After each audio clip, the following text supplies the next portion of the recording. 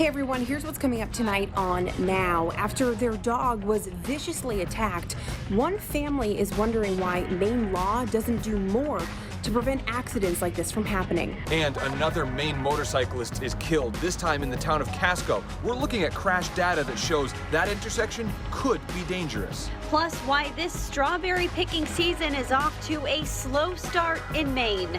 This is News Center Now.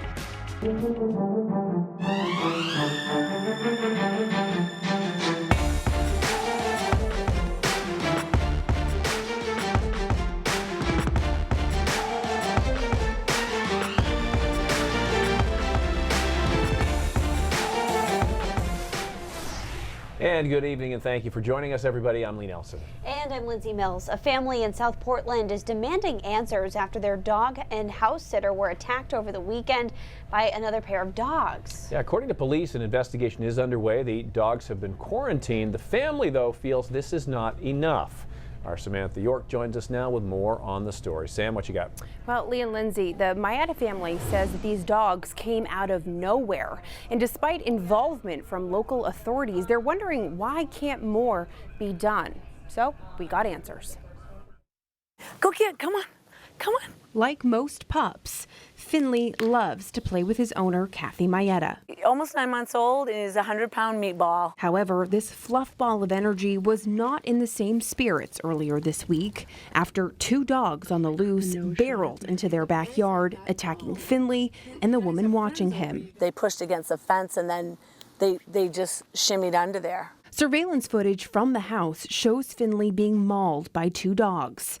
His caretaker, Karen, is seen trying to wrestle them off. I've lived in South Portland my whole life and I've never heard of this happening. Eventually, Karen was able to get Finley free by hitting the dogs over the head, but not before she and Finley were covered in dog bites. I have 41 stitches in my forearms. We spoke to Karen by phone, who's still home resting.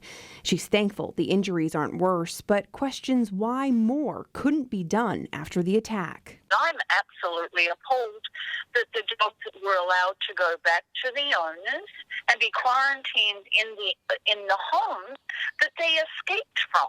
These are the basics of reporting a dog attack according to Maine law. Once an animal control officer is contacted, an incident report is created. Regardless of who or what the dog bit, it's required to be quarantined for 10 days.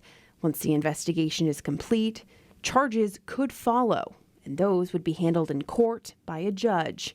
Officials with South Portland Police were not available to go on camera, but says the city's animal control officer did follow this protocol in this case. However, Kathy and Karen feel the laws need to be stricter. I think it would have been nice if they could have been maybe held at a facility. How do we know this won't happen again? And how do we know that there won't be a fatality next time? Now, South Portland police tell me that those two dogs were actually reported missing by the owners earlier that morning. They don't have a record of behavioral issues with the police department. As we mentioned, this is an ongoing investigation, so charges could come.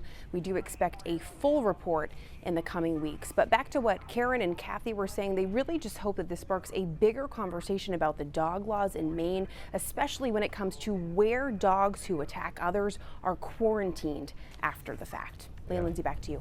All right. Very interesting, Sam. Thank you very much. Well, definitely turning into a better day to take the dogs out. Yeah, it felt warmer than 60s out there, didn't it? Yes, it did with the humidity. Yeah, we'll bring Keith into the scene here. It's kind of like yesterday. Started out cloudy and foggy, but kind of turned things around a little bit, Keith. It did, and then same like yesterday, some thunderstorms that popped up. We had a couple of nasty ones earlier today. Severe thunderstorm warnings still out there, but there's fewer of them around. Let's zoom into the cell that was pretty gnarly earlier out towards Jay. This cell here came through as a big hailer. A lot of hail with that cell. It got the top of it lopped off by the wind shear though, and so see how everything's kind of tilted in this direction? There's a lot of upper level wind shear, which is not inducive to keeping storms strong for a while, but we do still have this severe thunderstorm here across northern Maine. And this is a hailer too. Look at all the lightning in there, and that purple reflectivity tells you that there's some hail coming down from that storm. So we'll watch those. You can see them blow up in the atmosphere over the last few hours, but then they do get sheared off by that westerly wind aloft. Current dew point's pretty nasty. You guys touched on it. You know, if it's 68 but the dew point's 65, it certainly feels a lot warmer than you would think out there. Showers and storms continue tonight. There might be a second wave of those, probably not severe. Then tonight the fog comes back in for a brief period of time. We burn it off tomorrow morning by 8, 9 o'clock, and then we start warming up quickly into the mid-80s, probably even to the coastline tomorrow afternoon. Sea breeze will make an appearance, though, at some point. Guys, I have a look finally at the 4th of July in the mid-range signals. I think it looks pretty favorable, so we'll talk a little bit more about that. Keeping my fingers crossed. Excellent. Thanks, Keith. Well, in less than a week, 2 motorcyclists in Maine have been killed in car crashes. The most recent happened last night in Casco. Granted, it is summer, which means we're way more likely to see bikers on the road, but it's possible that this particular intersection in Casco could be very dangerous. Chris Costa joins us to explain. The crash happened at the intersections of routes 11 and 121. Crash data from the Maine Department of Transportation classifies that intersection as a high crash location. Since 2015, there have been 20 crashes at that intersection, including last night, with 10 injuries and 1 death. Now, those are all crashes, not just motorcycles. And if you look at more data dating back to 2009, there have been 36 crashes at that intersection with 28 injuries.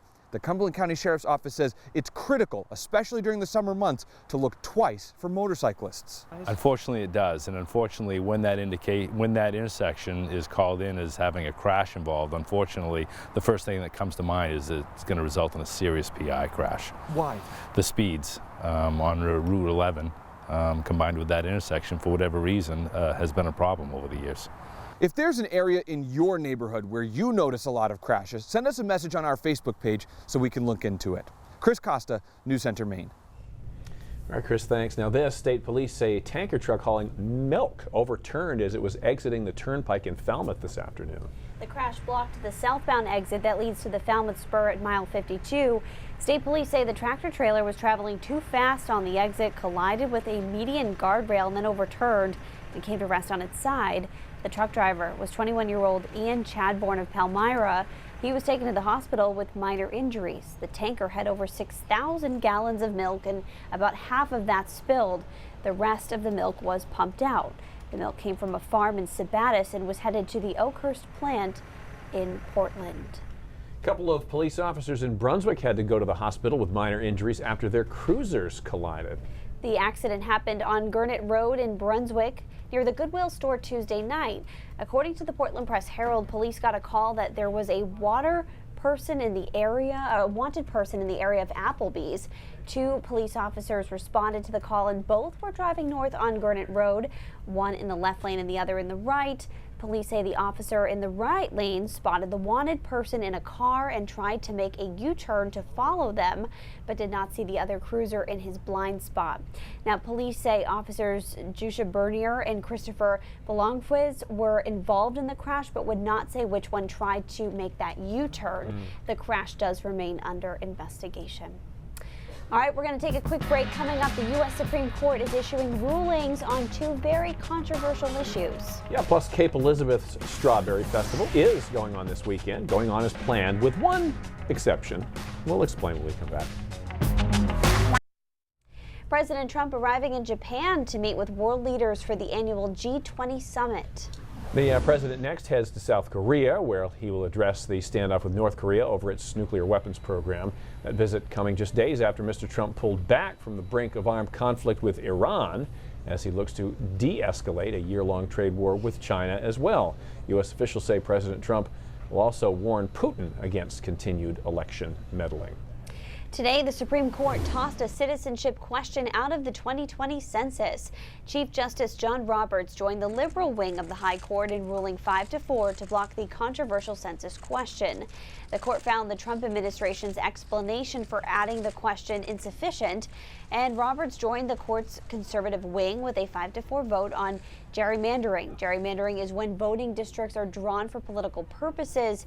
The majority ruled that federal courts have no say in that, so gerrymandered voting maps will stand in Maryland and North Carolina. And we want to remind you of night 2 of the Democratic presidential debates tonight. Yeah, here's a look at the candidates who will make an appearance tonight. Frontrunners Joe Biden, Bernie Sanders, Pete Buttigieg, among others, Kamala Harris.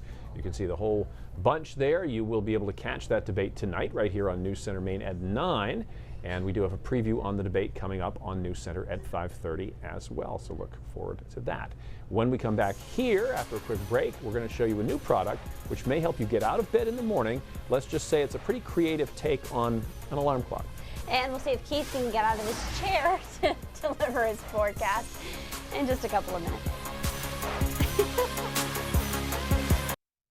All right, so farms should be open for strawberry picking by now, but due to a lack of sun and warmth, the season is kind of off to a slow start. And for the first time in more than a decade, the berries won't be ripe in time for picking at a local festival. It's like having another child. If you ask Bill Bamford what it's like to run a strawberry farm, It's a lot of work, but it's outside. I love it. he'll tell you there's only so much he can control. It's been cold and wet and not much sun and fog. Without the sun and warmth, the strawberries are slow to ripen and won't be ready to pick in time for the Cape Elizabeth Strawberry Festival this weekend. Now in its 11th year, the event will go on and you can still get a taste of these local berries, but for the first time, there is one big exception. And we've got a whole bunch of vendors that will be making strawberry products, strawberry ice cream and things like that, and we are doing our best to supply them. But at this point, we just don't have enough volume to open so people can come in and pick for themselves. Hi, thank you for calling Chipman Farm. Our strawberries are not ready yet. We're hoping to open at the very end of June. Maxwell Farm isn't alone. Hi, this is the Big Strawberry Farm.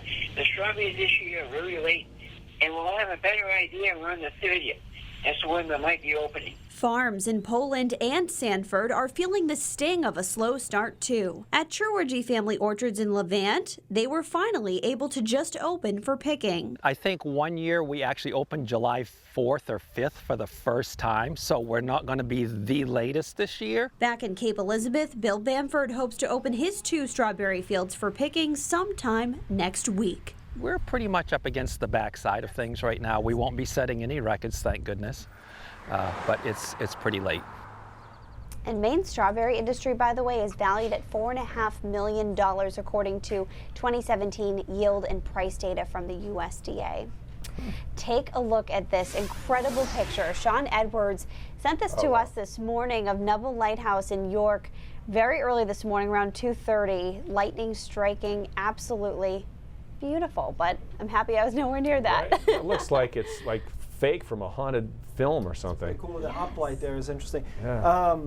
We talked yesterday about how the models kept saying, oh, the thunderstorms aren't going to get here. And I was like, but they are. And sure enough, a lot of them did. Some of the best pictures are taken at weird hours like that, right? Like 2:30, you used to be up that time, but most people, not so much. I still remember trolling Todd when I had to wake up with Luca when he was first born, and I was like, look, I'm up at the same time, but I'm going back to bed. And I was like, I don't think I'll ever see that time of day again. No, well, you might be still up, but you're not going to get up. Right. Yeah. Let's have a look at some of the thunderstorms out there right now, and there was a really nasty one went through Jay about an hour ago with some pretty big hail.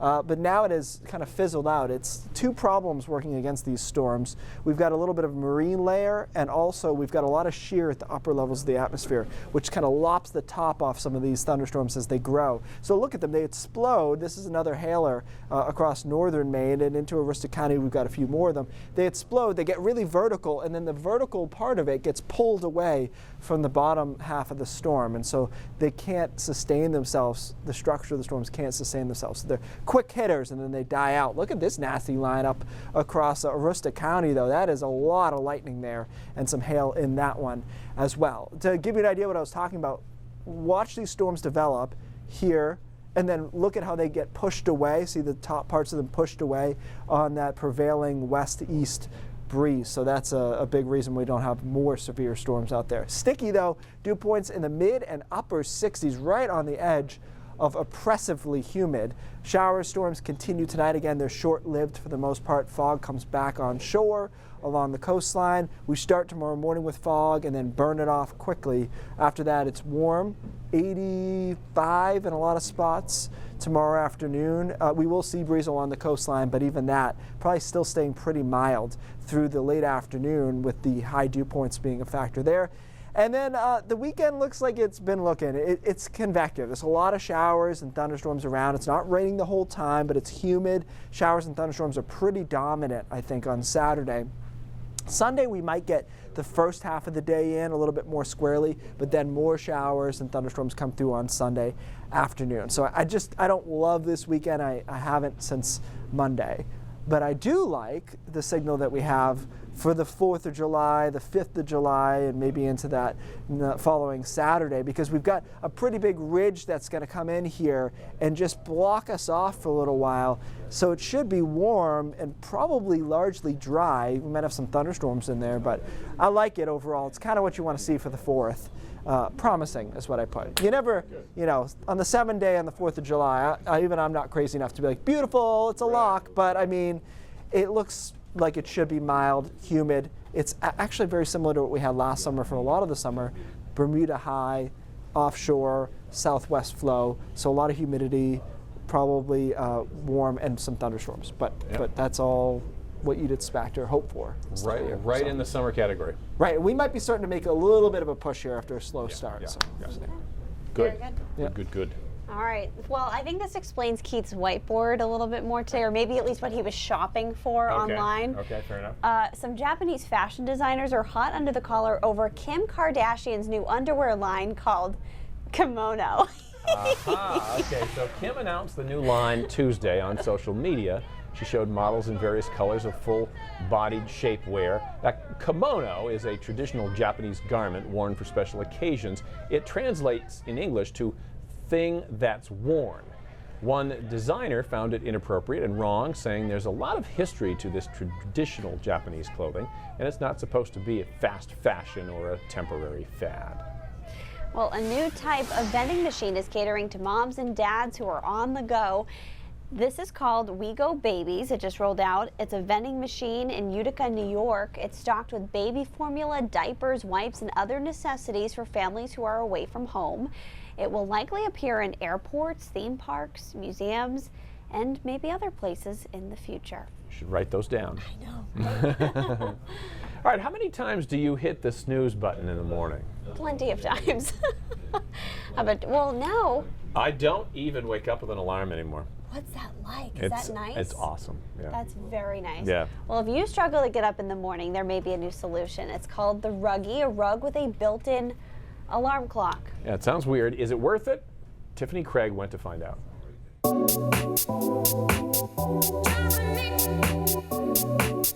The Ruggie, an alarm clock built into a rug. And Catherine Yakova Donato is all about trying it. Hopefully this will help my 12-year-old get out of bed without hitting the snooze button 11 million times. You set the time, the alarm, and put it on the floor. The only way to turn it off is by standing on it for at least 3 seconds. Here we go, morning one. Good morning. We know Libby hears it. It's set on the highest level, equivalent to the sound of a blender. Libby Lou, come on. A few seconds later, she rolls out. The Ruggie's the size of a bath mat with different alarms and volume levels. Yeah, we listened to all of them, and I kind of chose the one that was the most annoying. By morning 2, Libby hatches a plan involving her dog Chico. The twist on the old alarm clock isn't cheap. It's $75. Is it worth $75? Maybe it depends on how much you need it and how well it works for you. Had your mom not come in the room, could you have stayed in bed with that alarm going off? Probably not. I would probably have to shut it off. Libby Lou, come on. Ultimately, the hope is the Ruggie will get Libby off on the right foot. Well, both, actually. All right, Tiffany Craig reporting. So, I mean, can't you just put your alarm clock on the other side of the room? Doesn't that do exactly the same thing? Pretty much, but you can't throw the dog at it. Right. You know. Well, you can, but then we'll be doing a story on you tomorrow night. Exactly. So. Yeah, I've always wondered about that. I know some people put it on a Roomba or something too, so that they have to actually get up and chase it. That is something else. People, just get out of bed. I know. Just wake up. Says the guy who used to wake up at 2 in the morning. You can do it at that hour for that long. Right. How many years? Right, 30. My gosh. Plus, 31 he's too. not angry or No. All right, we got a lot more How about news that, coming anyway? up for you on News Center at 5:30. Some parents at a YMCA child care facility are just furious that they were not aware that a staff member there had been striking and swearing at children. And they partly blame DHHS for not being more transparent about the accusations. We've got that story for you. And so many candidates, so little time. The second round of the Democratic presidential candidate debates is tonight. They couldn't get all of them on one stage at one time. We're going to take a look at the big contenders taking the stage tonight. That's all ahead at 5:30. Back to you. Cross your fingers for clean audio this evening too on the show. Yeah, Part we of do. me inside died just kind of knowing that could be us any night, you know. It's a lot to manage, though. That many people. Sure is. It Sure is. is. Yeah, A lot of candidates. Maybe it's brain drop worthy. We're back with brain drops after this. All right, I got this question repeatedly over the past month. This must have been the wettest spring Yeah. ever, right? So we did some digging. Question mark, answer, not so much. 2019 had 11.98 inches of rain in the season, so spring season that ended on June 1st. The record was actually set back in 1983, and so that position of about 12 inches is only 31st out of 79. Wettest spring ever was 22.5 inches of rain. So relatively speaking, there was just not nearly as much rain this year as the record year. However, and this is the same case in Bangor, by the way. It's pretty much just middle of the pack as far as amount of precip. But I thought, okay, but what if we think of this another way? What if we query it by number of days in which it rained 0.01 inches or more? So days that it just ran. I don't have a graphic for this, sorry. Fifth all time for that. So the number of days that it did rain, it was the fifth on record for that. So total amount, not so much, but number of days, which I would argue is probably more how people perceive rain than the amount. So You got me thinking, because I was able to access the numbers from the USDA today of how many pounds per acre of strawberries are produced in Maine. And I'd be curious to go back and see in 1983 how they do. Too much rain. Yeah, and I looked actually in 1983 too to see if there were any hurricanes or tropical storms that would have led to that, but no, it just straight up rained a ton that spring. So not a huge one, but a lot of days with rain. Gotcha. The spring, not a washout. News Center Maine at 5:30 starts right now.